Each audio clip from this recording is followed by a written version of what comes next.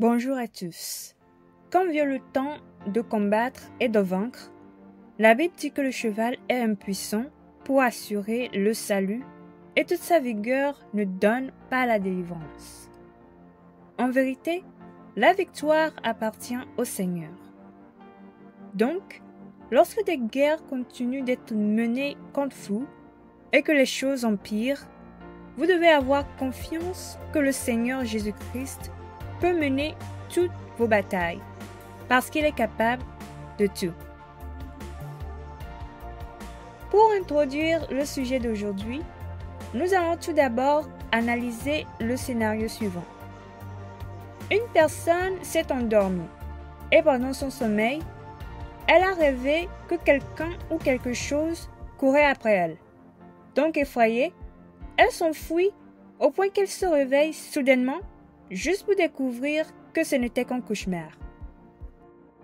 Maintenant, notons que cet individu est un croyant qui a accepté Jésus comme son Seigneur et Sauveur. Pensez-vous qu'il a fait le bon choix en fuyant ce qui le poursuivait? Certains d'entre vous diront oui, car il a été pourchassé et n'a eu d'autre choix que de fuir. Cependant, en vérité, il a fait le mauvais choix. Et pour être franc, sa fuite retourne la situation contre lui. Vous vous demandez peut-être, mais comment, dans cette situation, il est clairement la victime? Eh bien, pour comprendre en profondeur pourquoi sa réaction était un mauvais choix, nous apprendrons aujourd'hui quelle devrait être la réaction d'un enfant de Dieu face à des adversaires. Cela dit, rentrons dans le vif du sujet. Dans la Bible, il est écrit que lorsque David fut proclamé roi d'Israël, le cadeau de félicitations que ses adversaires, les Philistins, lui préparèrent fut de lui livrer une bataille. Cependant, au lieu d'être attristé ou pire encore, de s'enfuir, il sortit au-devant d'eux.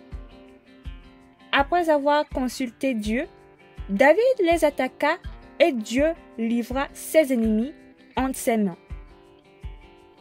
Ici, on voit bien que par rapport au scénario que nous avons analysé au début, David n'a pas hésité à se tourner vers Dieu pour obtenir son soutien et affronter ses adversaires. Car en tant qu'enfant de Dieu, il savait qu'avec le Tout-Puissant marchant devant lui, il vaincra ses adversaires. Maintenant, pour avoir un aperçu de sa conviction, allons au livre des psaumes pour lire le psaume 24 du 7e au 8e verset, qui se lit comme suit. Porte, élevez-vous lentement, élevez-vous, porte éternelle, que le roi de gloire fasse son entrée. Qui est ce roi de gloire? L'Éternel, fort et puissant, l'Éternel puissant dans les combats. Amen. Ici, ces mots traduisent simplement l'assurance que David avait alors qu'il allait attaquer les Philistins. Car il savait que le Seigneur qui marche devant lui est très fort et puissant et qu'il ne s'inclinera ni ne se pliera devant quoi que ce soit, mais qu'au lieu de cela, tous les linteaux ou portes éternelles devant lui seront élevés pour qu'il fasse son entrée. Si nous considérons ces versets par rapport au scénario que nous avons analysé en premier, nous pouvons comprendre qu'en effet, ce n'est pas la volonté de Dieu que ses enfants fuient quand des personnes ou des esprits se lèvent contre eux.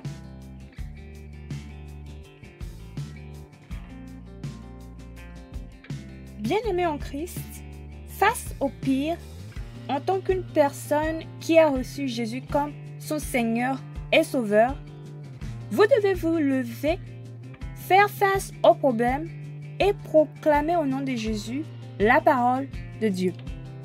Parce qu'avec Jésus-Christ, le Seigneur fort et puissant, le Seigneur puissant dans les combats, celui qui est l'Éternel des armées, ce n'est pas à vous de vous incliner devant les gens et les esprits qui en veulent à votre vie, mais à eux de s'incliner devant le Seigneur Jésus-Christ qui habite en vous. Au nom de Jésus-Christ, Amen.